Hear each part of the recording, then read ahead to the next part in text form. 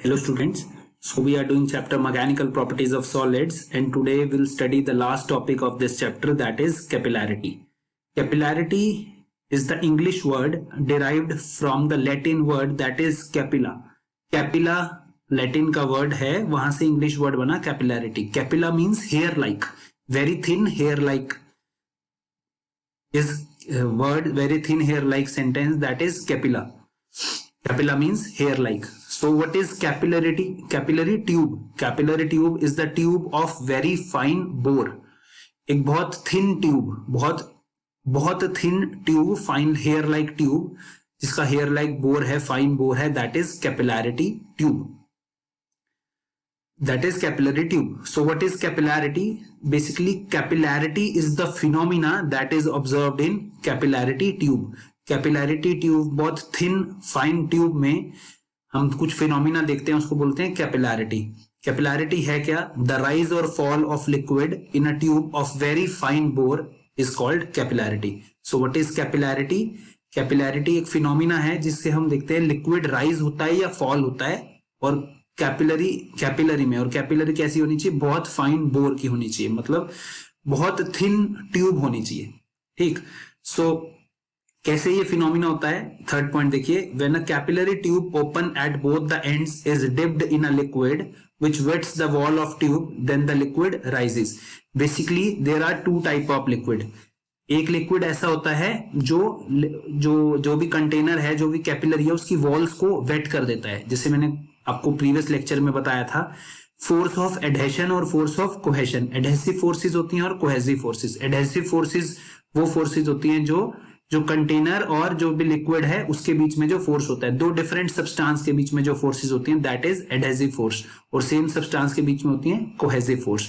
तो अगर कोई लिक्विड है और वो कंटेनर में रखा हुआ है हमने, तो कौन सा लिक्विड जो कंटेनर की वॉल्स है उसको वेट करेगा, उसकी वॉल्स के साथ स्टिक होगा? कौन सा लिक्विड? जिसमें एडहेसिव फोर्सेस ज्यादा होंगी. ठीक है. और जो लिक्विड की वॉल्स के साथ जो कंटेनर की वॉल्स को वेट करेगा लिक्विड, उस केस में क्या होगा? अगर हम थिन फाइन ट्यूब, सपोज ये वाटर है, इसमें एक नैरो ट्यूब डाल लिया और एक थिक, मतलब एक थिन ट्यूब है और एक थोड़ी थिक ट्यूब है. ठीक है. तो अगर ये इसकी वॉल्स को वेट करता है, we know that water wet the walls of container, की उसमें फोर्स ऑफ एडहेशन ज्यादा होती है फोर्स ऑफ कोहेशन से. तो ये लिक्विड क्या होता है? कैपिलैरिटी क्या है? ये लिक्विड राइज होना स्टार्ट हो जाएगा. ये लिक्विड क्या होगा? राइज होना स्टार्ट हो जाएगा. किसमें? ट्यूब में. तो इसका अगर ये यहां तक इस कंटेनर में वाटर फिल्ड है और कैपिलरी फिल किया, तो इस लेवल से ऊपर राइज होगा ये लिक्विड. इस लेवल से क्या होगा? ऊपर राइज होगा लिक्विड, और ये कॉनकेव मेनिस्कस बनाएगा. कॉनकेव, ये देखो कॉनकेव अपवर्ड, कॉनकेव शेप है, कॉनकेव मेनिस्कस बनाएगा इन अपवर्ड डायरेक्शन. मतलब बाहर से यहां से कोई देखेगा तो इसकी शेप कैसी दिख रही है? कॉनकेव. इस मेनिस्कस की भी क्या दिख रही है? कॉनकेव. ये कितना राइज कर रहा है लिक्विड, इन दोनों में देखो आप, हाइट में डिफरेंस है. इस यहां से अगर इसको बेंचमार्क लें, यहां से इस हाइट में ये इतना राइज हुआ लिक्विड और ये इतना राइज हुआ, सेम ही लिक्विड है वाटर, ये डिफरेंट लेवल पे राइज हुए. वो डिपेंड करता है कैपिलैरिटी का, जो कैपिलैरिटी है उसका रेडियस कितना है. ये जो ट्यूब है इसका रेडियस कितना है उसके बारे में बाद में बात करेंगे हम. ठीक है. तो इसका रेडियस ज्यादा है तो ये कम राइज करेगा, इसका रेडियस कम है, बहुत फाइन ट्यूब है, तो इसमें लिक्विड ज्यादा राइज करेगा. क्लियर. सो थर्ड पॉइंट यही है, when a capillary tube open at both the ends is dipped in a liquid which wets the wall of tube then the liquid risen up. Liquid देखा हमने rise किया. और second जो हमारे पास यहाँ liquid है दैट इज मरकरी. ये जो सेकंड लिक्विड है Hg, दैट इज मरकरी. सो इसमें क्या है, अगर इसमें मैं कैपिलरी ट्यूब इसके अंदर पुट करेंगे हम, यहां तक मरकरी फिल हुआ है, तो इसमें जो मरकरी का लेवल है, देखो जो कंटेनर का लेवल है इतना है, उसमें कैपिलरी ट्यूब में लेवल डिप्रेस हो गया, नीचे आ गया. क्यों? इसमें नीचे क्यों आता है? क्योंकि this is a liquid in which cohesive forces are greater than adhesive forces. That means this liquid do not wet the wall of container. So in that case the liquid depressed, the liquid get depressed. उसका level, जो main level है container का जहां तक mercury fill है, वहां से नीचे आता है. ठीक है. फॉल होता है उसका level. So what is this point? When a capillary tube open at both ends is dipped in a liquid which does not wet the wall of the tube, that is mercury. Mercury में क्या होता है, वो wait नहीं करता, container को wait नहीं करता। क्यों? क्योंकि उसमें कोहेसिव फोर्सेस ज्यादा होती हैं, एडहेसिव फोर्सेस कम होते हैं। So the liquid depressed below the free surface of liquid. Liquid क्या होता है, डिप्रेस हो जाता है। तो जो लिक्विड वेट करता है वॉल्स ऑफ कंटेनर को, उसमें लिक्विड राइज होता है। जो लिक्विड वेट नहीं करता, जिसमें कोहेसिव फोर्सेस ज्यादा होती हैं, वो लिक्विड डिप्रेस होता है। क्लियर? और लिक्विड अगर सेम लिक्विड ही है तो ये कितना राइज करेगा इन दोनों ट्यूब्स में से, इसमें ज्यादा राइज कर रहा है, डिपेंड करता है रेडियस पे। जिसका रेडियस कम है उसका राइज है जो उसका राइज ज्यादा होगा, हाइट ज्यादा होगी उसके राइज की। Clear? So this is capillarity action, capillarity phenomena के बारे में पढ़ा। So the extent to which a liquid rises और depress depends on the radius of bore of tube. किस पे डिपेंड करेगा, कितना राइज कर रहा है? जैसे मैंने बताया, ट्यूब के रेडियस पे। जो बोर है, जो सर्कल है ट्यूब जहां से दोनों एंड से खुला है, वहां उसके रेडियस पे डिपेंड करेगा। The narrower the bore of the tube the greater is the rise और फॉल। ट्यूब जैसे हमने यहाँ देखा, ये नैरो है, इस ट्यूब से थिन ट्यूब है ये वाली, तो यहाँ पर राइज ज्यादा हुआ। जितना नैरो ट्यूब होगा या जितना रेडियस कम होगा, उतना राइज करेगा liquid. Clear? So this is capillarity phenomena, very important from exam point of view. So what are the practical applications of capillarity? आपने डेली लाइफ में से देखा होगा। First is oil rises in the cotton wick of a lamp through the small capillaries formed by thread of the wick. जब हम मंदिर जाते हैं, वहां देखते हैं लोग, वहां पर मंदिर में जोत जलाते हैं, ऐसा बोलते हैं हम। तो उसमें कॉटन में डिप करके, ऑयल को कॉटन में थोड़ा सा डिप करते हैं, ठीक है? तो वो ऑयल क्या होता है, पूरी कॉटन में आ जाता है थ्रेड्स की फॉर्म में, because threads act as capillary tube. जो थ्रेड्स होते हैं वो कैपिलरी ट्यूब का काम करती हैं, बहुत फाइन थ्रेड्स होती हैं। तो उसमें कैपिलरी एक्शन होता है, उसमें ऑयल क्या करता है, राइज करता है, उसमें ऊपर आ जाता है। Second is the tip of the nib of pen is split to provide capillary action for the ink to rise. जो इंक पेन होते थे, पहले लोग इंक पेन यूज करते थे, आजकल भी बहुत लोग यूज करते हैं, तो उसमें भी कैपिलरी एक्शन की वजह से इंक राइज हो जाती है पेन में। Third is a blotting paper absorb ink by capillary action. Blotting paper में भी जो इंक एब्जॉर्ब कर लेता है कैपिलरी एक्शन की वजह से। ये आपने देखा होगा, आप न्यूज़पेपर है, एक जगह थोड़ा सा पानी, वाटर वहां पर स्प्लिट कर दो, ठीक है, पानी गिरा दो थोड़ा सा, और उसके ऊपर न्यूज़पेपर का पेपर रखो, पूरा पेपर। तो थोड़ी देर बाद आप देखोगे वो पूरे पेपर में वाटर फैल जाता है, ठीक है ना? वो क्यों होता है?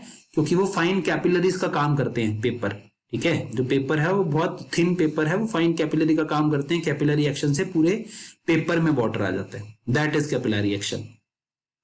Fourth is a towel is used to dry our body after the bath which soaks the water due to capillary action। जो टॉवल यूज करते हैं हम आफ्टर बाथ, तो वो भी क्या करता है, वाटर को ड्राई कर देता है हमारी बॉडी से, और वो वाटर को अपने अंदर ले लेता है। क्यों? Due to capillary action. Fifth is water reaches every branch of the plant from the stem by capillary action. So these are some practical applications of capillarity. Next is to avoid damping of bricks due to rise of moisture by capillary action, damp proof material are used in foundation of building। जब buildings बनती हैं तो उनकी foundation में हम डैम्प proof material डालते हैं। क्यों? क्योंकि वो जो वाटर है अर्थ सरफेस में, हमारा ग्राउंड वाटर है, उस ग्राउंड वाटर में जो ब्रिक्स हैं, वो ग्राउंड वाटर कैपिलरी एक्शन के कारण ब्रिक्स में नमी ना आ जाए, वो डैम्प ना हो जाए, इसलिए हम डैम्प प्रूफ मटेरियल यूज करते हैं उसमें। Next, seventh point is due to capillary action, water rises to the surface of soil in the fields and get evaporated. To avoid this loss of water, fields are plowed. It increases the size of pores. अब हम ploughing क्यों करते हैं? Farming से पहले हम ploughing करते हैं, मतलब फार्मिंग से पहले बेसिकली कोई भी हमने क्रॉप उसमें वहां पर सो करनी है, उससे पहले हम प्लो करते हैं। प्लोइंग क्यों करते हैं? कि हम बेसिकली उसके पोर्स को, जो जमीन है जहां हम प्लोइंग करते हैं, उसके पोर्स को, वहां पोर्स बड़े कर देते हैं। पोर्स बड़े करने की वजह से वो पानी जो है, वो पानी राइज अप नहीं होता उसमें और इवेपोरेट नहीं होता, कैपिलरी एक्शन को कम करने के लिए, रोकने के लिए।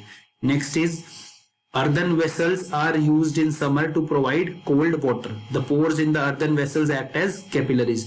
जो मटका होता है, मिट्टी का घड़ा होता है, वो क्या होता है, वो ठंडा क्यों होता है? इसी वजह से ठंडा होता है, इसलिए कि जो उसके पोर्स हैं वो कैपिलरी की तरह एक्ट करते हैं। Therefore the water comes out and get evaporated by taking the heat from the water. तो वाटर उसमें से बाहर निकलता है, हीट बाहर निकाल देता है बेसिकली वाटर में से, और इसीलिए पानी उसमें कूल रहता है। Clear? Ninth point is a sponge retains water due to capillary action. और स्पॉन्ज, आप सबने इसको कभी ना कभी ऑब्जर्व किया होगा, जो स्पॉन्ज होता है, फॉर्म होती है, वो वाटर एब्जॉर्ब कर लेता है due to capillary action. So these are some applications of capillary action. Next thing is angle of contact. अब मैंने बोला जो लिक्विड्स कंटेनर की वॉल्स को वेट करते हैं वो लिक्विड में क्या होता है, एडहेसिव फोर्सेस ज्यादा होती है, और जो लिक्विड वॉल्स को वेट नहीं करते उसमें कोहेसिव फोर्सेस ज्यादा होती हैं। अगर एडहेसिव फोर्सेस ज्यादा होती हैं तो कॉनकेव मेनिस्कस बनता है। यहां देखा था ना, ये कॉनकेव शेप बन रहा था। और अगर कोहेसिव फोर्सेस ज्यादा होती हैं, यहां पर जैसे हमने मरकरी था, यहाँ कॉन्वेक्स मेनिस्कस बना। कॉन्वेक्स टुवर्ड्स अपवर्ड डायरेक्शन से अगर देखें तो ये कॉन्वेक्स है, ये शेप कॉनकेव है। ठीक है, क्लास 10th में आपने कॉन्वेक्स लेंस कॉनकेव लेंस पढ़ा होगा, या कॉन्वेक्स मिरर कॉनकेव मिरर पढ़ा होगा। This is just like concave mirror, this is just like convex mirror. Meniscus मतलब इसका शेप जहां तक लिक्विड राइज किया है। क्लियर? तो हम इसको मेजर करने के लिए कौन सा मेनिस्कस बनेगा, एंगल की टर्म्स में भी बात करते हैं, that is angle of contact. So it is the angle which the tangent to the liquid surface at the point of contact makes with the solid surface inside the liquid. तो ये angle of contact क्या है, एक ऐसा angle जो tangent liquid surface का जो tangent है, जहां पर लिक्विड और solid surface point of contact है, उसका टेंजेंट बनाता है सॉलिड सरफेस के साथ, that angle is angle of contact. So यहां पर दो केस हैं, ये लिक्विड ड्रॉप है, सॉरी ये मरकरी ड्रॉप है, मतलब एक ग्लास प्लेट है उसके ऊपर मरकरी की ड्रॉप है जो कि स्फेरिकल शेप बनाती है, और एक ये ग्लास प्लेट है जहां पर वाटर ड्रॉप है जिसमें कॉन्वेक्स मेनिस्कस बना हुआ है। क्लियर? यहाँ स्मॉलर शेप है इसकी, यहाँ पर मतलब स्मॉल अपने आप को उसने स्फेरिकल शेप में ढाल लिया, और वाटर क्या हुआ, स्पिल आउट हो गया, वाटर फैल गया। Clear? That is all due to cohesive and adhesive forces, और we can measure it through angle of contact. और इस चीज को हम एक कंटेनर, लिक्विड में कंटेनर डालेंगे उससे भी डिराइव कर सकते हैं, आपके डिफरेंट बुक्स में डिफरेंट तरीके से डिराइव किया हुआ। So when a small quantity of liquid is poured on a solid, it may take a shape of drop और spread on the surface of solids. अब या तो वो ड्रॉप बनाएंगे, कुछ लिक्विड्स ड्रॉप बनाते हैं और कुछ लिक्विड स्पिल आउट हो जाते हैं, स्प्रेड हो जाते हैं सरफेस पे सॉलिड्स की। 3 इंटरफेस आर फॉर्म्ड। तो इस केस में 3 इंटरफेस बनते हैं। कौन से 3 इंटरफेस बनते हैं? एक लिक्विड एयर इंटरफेस, लिक्विड और एयर बाहर, उसके बीच में जो इंटरफेस है that is one interface is liquid air interface, second interface is solid air interface, and third is solid liquid interface. तो 3 इंटरफेस बनते हैं। उन तीनों इंटरफेस पे उनके टेंजेंशियली क्या लगता है, सरफेस टेंशन लगता है। तीनों इंटरफेस पे क्या लगता है, सरफेस टेंशन लगता है। सो जो लिक्विड और एयर का इंटरफेस है, जैसे ये स्फेयर है, स्फेयर में लिक्विड एयर इंटरफेस है, इस कर्व के टेंजेंट पे ये क्या लग रहा है, surface tension, SLA is surface tension of liquid and air interface. This drop is in contact with this solid, or we can say this solid is in contact with air. ये solid air में है, और यहाँ पर ये solid liquid के साथ, इस drop के साथ भी contact में। तो one is solid air interface and other is surface tension due to liquid air interface. Or we can see in this example also, this is solid air interface, this is liquid air interface, and this is surface tension due to solid liquid interface. Clear? There are 3 interfaces and 3 surface tension, 3 directions of surface tension, 3 forms of surface tension here are given, and theta is the angle of contact between liquid and solid. Liquid air interface और solid में, liquid और solid का जो contact है that is theta. In drop theta is given like this, and in this where the water spread out theta is given like this. So अगर इनको balance करेंगे तो बैलेंस कैसे होगी, ये SLA है, ठीक है, ये SLA और ये थीटा, या यहाँ ये SLA और थीटा, तो इसका क्या कंपोनेंट होगा, हॉरिजॉन्टल कंपोनेंट होगा SLA cos theta which is in this direction, horizontal component which is in SSL direction, and one is SLA sin theta. We don't want that SLA sin theta, we don't require that. So in horizontal direction we have surface tension SLS plus SLA cos theta equal to SSA. SSA is in left side and SLA cos theta and SSL is in right side. तो एक side हमारे पास SSA है, एक side SLA plus SSL cos theta. तो यहाँ से cos theta find out करेंगे तो हमारे पास cos theta आया SSA minus SSL divide by SLA. तो ये हमारे पास क्या आ गया, एंगल ऑफ कॉन्टैक्ट का फॉर्मूला आ गया in terms of 3 interface. Surface tension है 3 interface. Next, we know that the value of cos theta is smaller than when. So whatever we get, SSA minus SSL divided by SLA should be less than 1, and we get this condition. So this is basically the equilibrium condition. Why this is equilibrium condition? Because in the previous slide we solved this. SSL plus SLA cos theta is SSA. So the surface tension in the left hand side and surface tension on the right hand side should be if equal, then this is equilibrium condition. So we have three cases here. If surface tension of solid liquid should be greater than, if surface tension of solid liquid is greater than surface tension of liquid air, then the angle of contact is obtuse. So cos theta, हमारे पास cos theta में क्या है, SSA minus SSL.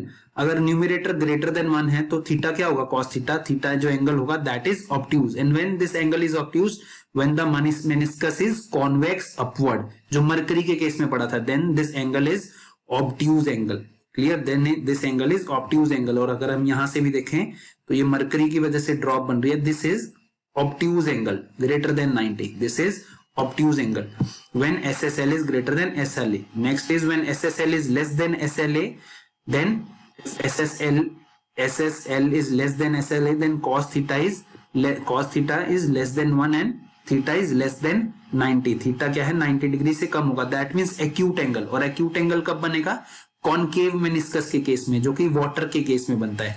ये यहां अगर water spread हो रहा है तो ये जो थीटा एंगल है between, what is the theta, theta angle किसके बीच में है, ये जो थीटा एंगल है that is between liquid and solid. So this angle is acute. This angle is acute, that is in case of water, and meniscus is concave upward.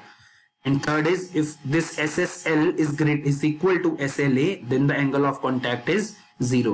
Then angle of contact क्या होगा हमारे पास, 0 होगा. That is in if the pure water is taken in the silver vessel. अगर हम pure water को silver vessel में लें तो हमारे पास meniscus क्या बनता है, plain meniscus बनता है. Clear? So ये three cases है, when the meniscus is concave, when the meniscus is convex, and when meniscus is plane. Very important from exam point of view. So what this knowledge of angle of contact will determine whether a liquid will spread on the surface or will form the droplets. तो angle of contact से हम पता लगा पाते हैं कि liquid surface पे spread करेगा या liquid droplets form करेगा. या फिर दूसरे वे में बोले तो अगर हमारे पास कॉन्वेक्स मेनिस्कस है तो हम ये बोल सकते हैं कि liquid will not wet the walls of container. That is in the case of mercury. और हमारे पास कॉन्केव मेनिस्कस है तो liquid will wet the walls of container, और we can say that the meniscus is concave. And if both are equal, SSL and SLA are equal, then the angle of contact is 0 and the meniscus is plane. Clear? So this is angle of contact. And now we have to do a derivation, very important derivation from exam point of view, that is capillary rise. अब हम बोल रहे हैं कि water rise करता है. अगर हम कैपिलरी को वाटर में, वाटर कंटेनर में डाल लें तो वाटर क्या है, जिसमें एडहेसिव फोर्सेस ज्यादा होती हैं, that will wet the wall of container. तो इसमें वाटर लेवल क्या करता है, राइज करता है. क्लियर? या एसेंट करता है. एसेंट मतलब राइज करना, डिसेंट मतलब फॉल करना. तो वो किस हाइट तक राइज करेगा, अगर कैपिलरी ट्यूब है उसमें किस हाइट तक लिक्विड राइज करेगा, वो हाइट हमें फाइंड आउट करनी है. क्लियर? वो क्या करना है, we have to find out the height, किस हाइट तक लिक्विड राइज करेगा. So let us consider a capillary tube of radius r which is dipped in a liquid of surface tension T. एक capillary tube लिया radius r का, उसको liquid में dip किया जिसका सरफेस टेंशन क्या है, T है. Liquid rises in the tube of height h. Suppose liquid वो ऐसा लिक्विड है जो कंटेनर की वॉल्स को वेट करता है, तो उसमें लिक्विड क्या करेगा, राइज करेगा. सपोज h हाइट तक लिक्विड राइज किया. Here the surface tension acts along the tangent to the spherical meniscus. तो उसमें मेनिस्कस बनेगा. कौन सा मेनिस्कस बनेगा, कॉनकेव अपवर्ड मेनिस्कस बनेगा, क्योंकि लिक्विड राइज कर रहा है. तो वहां क्या होगा, जो टेंजेंट होगा, जो सरफेस टेंशन होगा उसके टेंजेंशियली एक्ट करेगा eight the point A and B. So this is the diagram. Suppose this is the capillary tube. Capillary tube है, कुछ वाटर फिल किया है, वाटर फिल करने के बाद कुछ वाटर फिल किया, और वाटर फिल करने के बाद क्या हुआ, जब हमने कैपिलरी ट्यूब उसमें इंसर्ट करी तो वाटर राइज करेगा. सपोज h हाइट से वाटर राइज किया. ठीक है, तो ये कॉनकेव मेनिस्कस बना है. कॉनकेव मेनिस्कस पे जो सरफेस टेंशन कहाँ है, टेंजेंशियली एक्ट कर रही है. कहाँ एक्ट कर रही है, सरफेस टेंशन टेंजेंशियली एक्ट कर रही है. Clear? So here the surface tension acts along the tangent, we have done that.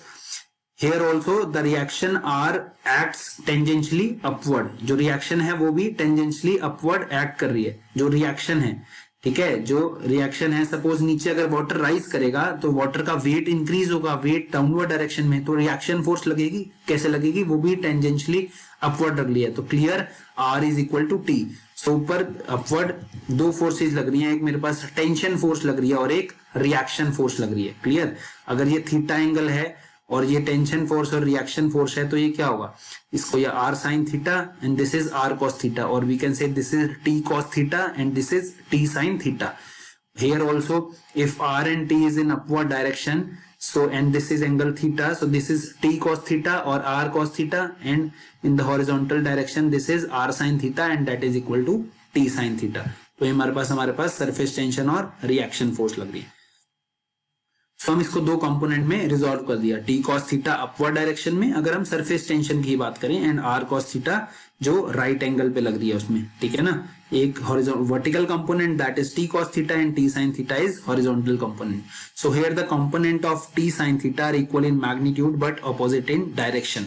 जो T sin थीटा वाले कंपोनेंट हैं, ये जो T sin थीटा वाला कंपोनेंट है लेफ्ट साइड पे और राइट साइड पे, ये क्या है, इक्वल एंड अपोजिट है, यहाँ भी T sin थीटा, यहाँ भी T sin थीटा है, तो ये क्या हो जाएगा, कैंसल आउट हो जाएंगे आपस में।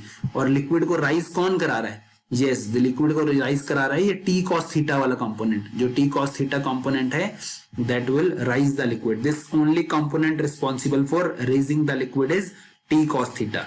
Hence the total vertical force acting on the spherical meniscus is, तो total vertical force कितनी लग रही है spherical meniscus में upward direction में, that force is T cos theta। surface tension क्या होता है, force per unit length, तो force कितना होगा, surface tension multiply by length, और ये length कितना है, ये meniscus है।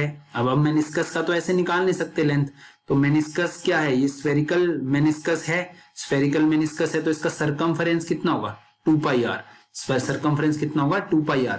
या इसको हम ऐसे बोल सकते हैं कि हमारे पास क्या लग रही है, ऊपर की तरफ फोर्स लग रही है T cos theta, this is T cos theta, तो total is 2T cos theta surface tension and what is the circumference of this hemispherical meniscus. ये जो मेनिस्कस है उसका हेमिस्फेयर है, हाफ मेनिस्कस है, हाफ तो एयर में है, तो ये जो हाफ मेनिस्कस है इसमें कितना सरफेस टेंशन है, सॉरी इसका कितना सर्कमफ्रेंस है हाफ मेनिस्कस स्फीयर का pi r।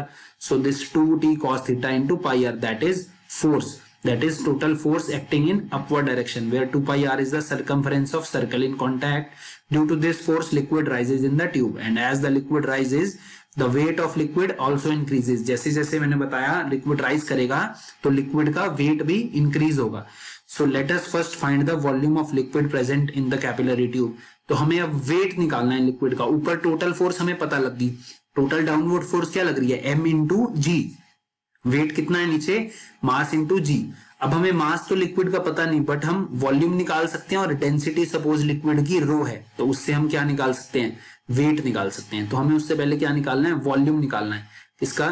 So the volume of liquid present in the capillary tube, जो लिक्विड कैपिलरी ट्यूब में प्रेजेंट है उसका वॉल्यूम क्या होगा, अगर जो लिक्विड कैपिलरी ट्यूब में प्रेजेंट है उसका वॉल्यूम क्या होगा, टोटल वॉल्यूम सिलेंडर का of height h and radius r, जो टोटल वॉल्यूम होगा सिलेंडर का, plus volume of cylinder A O B of radius r and height r, मतलब जितना ऊपर लिक्विड राइज हुआ माइनस ये जो हेमिस्फेयर ऊपर वाला एयर है इसका वॉल्यूम माइनस कर देंगे। सो दिस टोटल वॉल्यूम में से एक वॉल्यूम जो सिलेंडर का वॉल्यूम है, ठीक है, उसमें सिलेंडर के वॉल्यूम में जितना लिक्विड ऊपर राइज हुआ उसका वॉल्यूम, ये यहां से इस वाले हेमिस्फेयर का वॉल्यूम माइनस ये जो ऊपर एयर में बचा इसका वॉल्यूम। हम ऐसे तो ऐसा क्यों किया हमने कि हमारे को डायरेक्ट हम वॉल्यूम इतनी जगह का वॉल्यूम तो निकाल नहीं सकते, ये जो नीचे कॉनकेव मेनिस्कस बना है, तो हमने क्या किया, ये पूरा सिलेंडर ले लिया, एक ये A R B यहां तक ये पूरा एक सिलेंडर ले लिया। तो बोला इस सिलेंडर के वॉल्यूम में से अगर मैं ये जो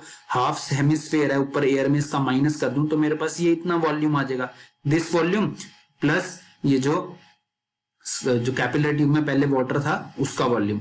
सो capillary tube, so volume of cylinder या कैपिलरी ट्यूब उसका कितना वॉल्यूम होगा, पाई आर स्क्वायर एच, और volume of cylinder A O B of radius R and height H, इतना सिलेंडर का कितना वॉल्यूम होगा, पाई आर स्क्वायर, और कितना राइज हुआ, सपोज जितना उसका रेडियस है उतना राइज होगा, pi R square into are, और उसमें से माइनस क्या करना है, माइनस ये हेमिस्फेयर जो एयर में हेमिस्फेयर है इसका वॉल्यूम माइनस करना है, माइनस हाफ ऑफ हाफ, क्यों, क्योंकि हेमिस्फेयर है, हाफ ऑफ पूरे इसका सर्कल है जो इसका वॉल्यूम कितना होगा 4/3 पाई आर क्यूब, इससे स्फेयर है जो बना इसका वॉल्यूम कितना होगा 4/3 pi R cube. So this is the total volume of liquid present in the capillary tube, total volume of liquid इतना प्रेजेंट है। तो इसको अगर सॉल्व करेंगे हमारे पास, so we get this pi R square H plus पाई/3 R cube. So volume आ गया हमारे पास। अब हम इस वॉल्यूम को डेंसिटी से मल्टीप्लाई कर देंगे तो मास ऑफ लिक्विड आ गया, और मास ऑफ लिक्विड में जी से मल्टीप्लाई कर देंगे तो वेट आ गया। तो बेसिकली वेट निकालने के लिए हमने ये वॉल्यूम निकाला। क्लियर। सो हमारे पास अपवर्ड फोर्स है इतनी और वेट है इतना, और लिक्विड अगर इक्विलिब्रियम में है तो क्या होगा, टोटल अपवर्ड, एक बार राइज होने के बाद वहीं रहेगा, इक्विलिब्रियम में रहेगा, तो total upward force equal to total downward force. जब इन दोनों फोर्सेस को हम इक्वल करेंगे, टोटल अपवर्ड फोर्स और वेट इसको इक्वल करेंगे, तो हमारे पास हाइट आ जाएगी h, कितना लिक्विड राइज हुआ है, कितना लिक्विड राइज हुआ है, that is 2t cos theta by rho r g. यहां पर हमने r/3 को in comparison to h neglect कर दिया, क्यों, क्योंकि r/3 वो मेनिस्कस बहुत छोटा सा रेडियस है, we can neglect this in comparison to h।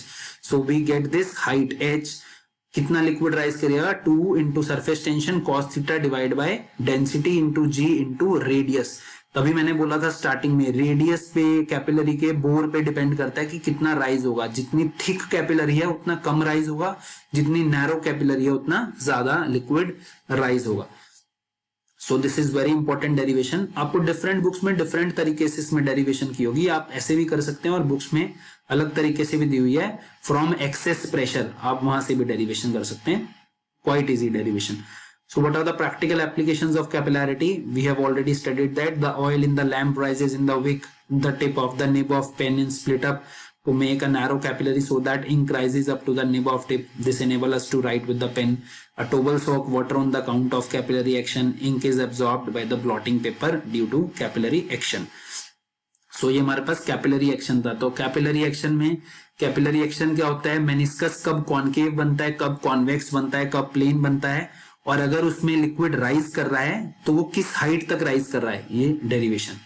So this is also called ascent formula, इसको एसेंट फॉर्मूला भी बोलते हैं, rise formula. Clear. So this is all about today and this is the end of this chapter. If you have any doubt you can ask me. Thank you.